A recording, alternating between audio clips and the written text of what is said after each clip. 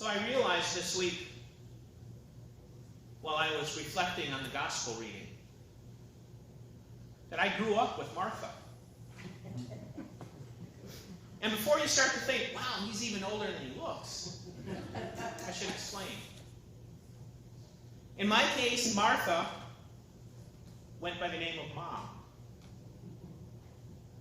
And as far as I know, Mom never served up, burgers and fries for Jesus.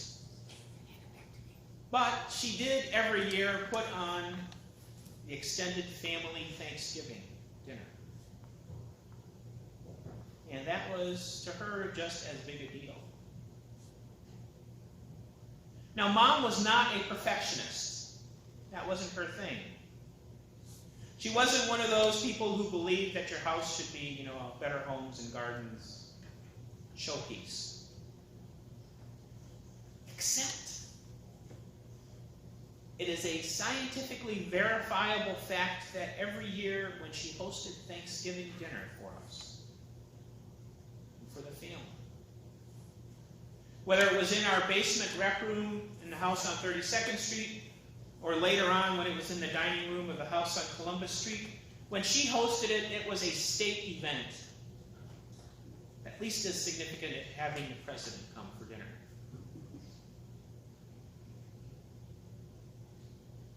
And that meant that there was this heightened state of anxiety that started sometime in early November. And for my brother and I, the week actually leading up to Thanksgiving was like, well, we lived through the Cuban Missile Crisis. And it was sort of like that. Every day, it kept getting more and more tense. Until Thursday arrived, the day of Thanksgiving. And if you had any sense at all, you would spend it huddled under a desk. Mom would be in full emergency mode. She'd be telling us to clean stuff that was already clean. She'd be telling us to dust and vacuum rooms that we had just dusted and vacuumed, the night before. And it would go on and on like that, even as she was succeeding in putting together and timing like half a dozen different dishes for the meal. And nothing was quite up to her standards that day. You kind of get the picture, I think. But the funny thing was, if you had managed to grab hold of Mom and make her stand still for a minute,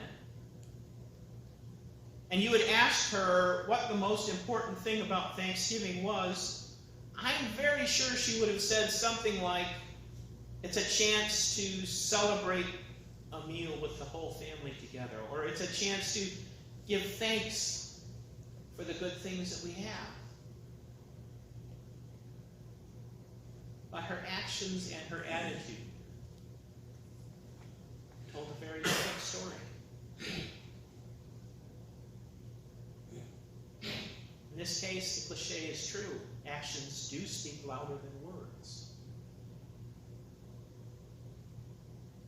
So knowing that, we know that what happened in today's gospel reading as a phenomenon is at least a couple of thousand years old.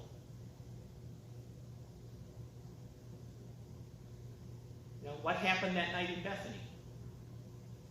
Jesus and his entourage, the other disciples, they had come to dinner at Martha and Mary and Lazarus' house. It's interesting that it says it's Martha's house, which was unusual in those days. But they came to dinner there, and it was an honor to have a teacher come to your house for dinner.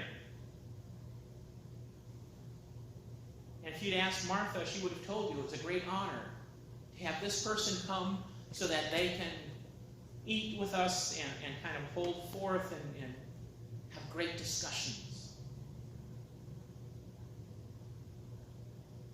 And if you had asked her, she would have said that the most important thing was to welcome him warmly and to serve him and hear whatever he had to say. That's not how she was acting.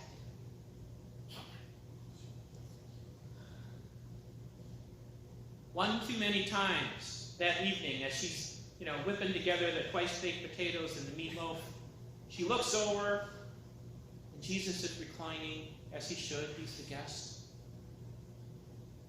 And there at his feet, doing nothing but listening,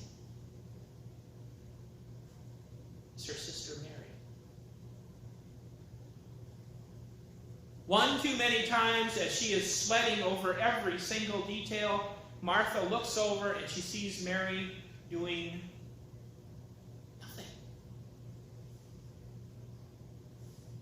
And she finally has had enough. She throws down the dish towel. She walks up to Jesus. She's wiping her hands on her apron. And she says, Jesus, can you do something about my sister? Don't you care that she's just sitting on her butt while I do all the work here? And Luke tells us that Jesus looks at her tenderly, and he says, Martha, Martha, don't be such a snitch. That's what he meant to say. But he and Mary and Martha and Lazarus go back a long ways. We know that from other contexts in the Gospels. Martha has proven herself to be a very loyal and good friend.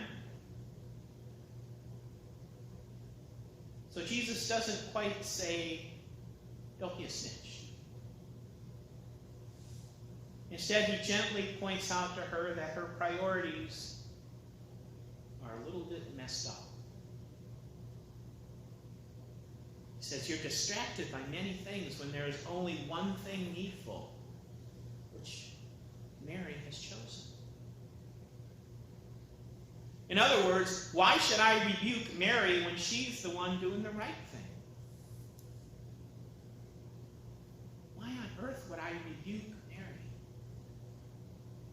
when she is focused on me and on the kingdom of heaven and not the things of this world?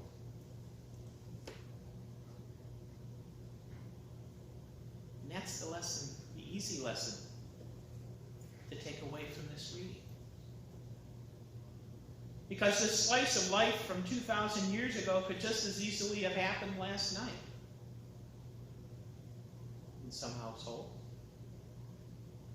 Or it could happen tonight. Because it is supremely easy to get caught up in the busyness and the minutiae of life, isn't it? It's easy to get caught up in the details. And that's one of the lies we have as a common phrase where they say God is in the details. I actually think the details are where we lose God sometimes. Because we get so bogged down in those that we lose track of Him.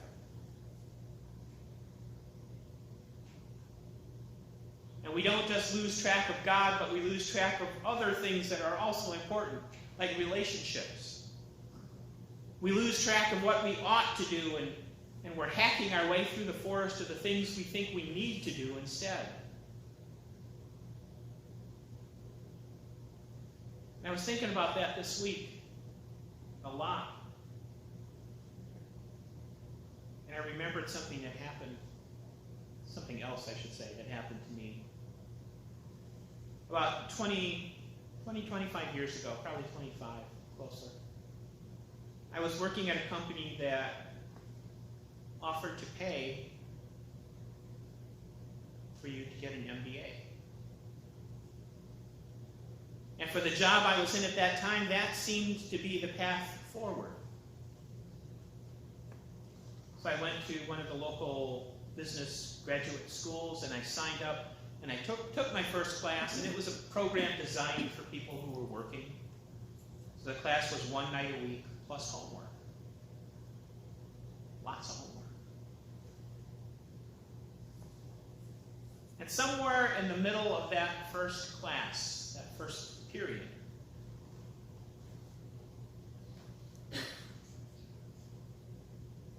sat down and I figured out how much time I was spending in class and how much time I was spending in homework. And then I multiplied that by the number of classes that I would have to take to get the degree. And to make a long story a little less long, I realized when I did that earning an MBA was going to add up to something like 3 or 4 months of time, even spread out 1 week or 1 day a week, and plus homework. And at that time, we had a daughter who was about 5, I think.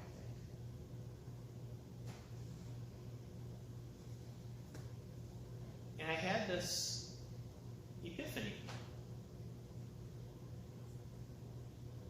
that was not the right time to be taking 3 or 4 months out of my time with her, even if it's spread out. How much would I be missing? And I knew then that my needful thing at that point in my life was to be there in her life instead. So I gave it up, finished that class, and never went back.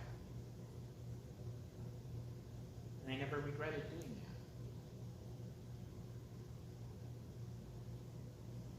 that. And it makes me wonder, how often in our lives are we faced with those kinds of choices? How often do we take the time to make that calculation consciously? How often do we actually sit down and ponder what's important and what is maybe not that important, but we just feel like we should do? How often do we confuse what's really important with what's important to my short-term goals?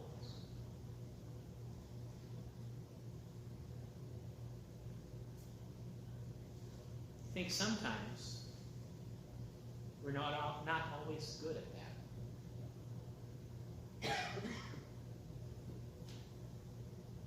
And in this day and age when we can literally bring our work home with us, where even on vacation we can still be getting mail on our phones, we could get lost.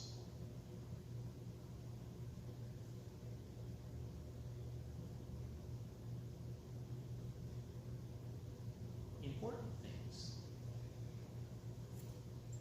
like our personal relationship with God. If we lose track of that, what's the actual importance of anything else that we might do?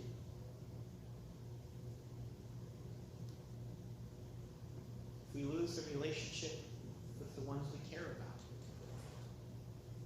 how important is anything else that we might be doing in its place? Wouldn't it be ironic, with the rich lives that we have, if in the midst of those lives we actually lose touch with those things that are most important to us?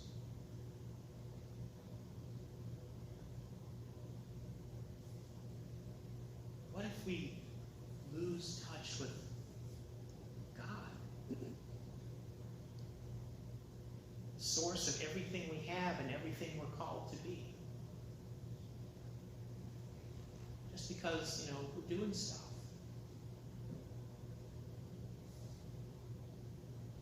I won't claim that the message is simple, or the lesson is simple. But in today's busy world, when we're getting pulled in every direction and we're getting stretched thin and thinner to cover multiple responsibilities,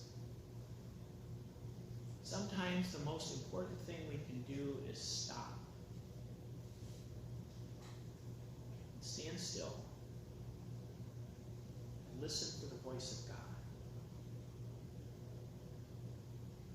What is it telling us? Where is it calling us? Who is it calling us to be?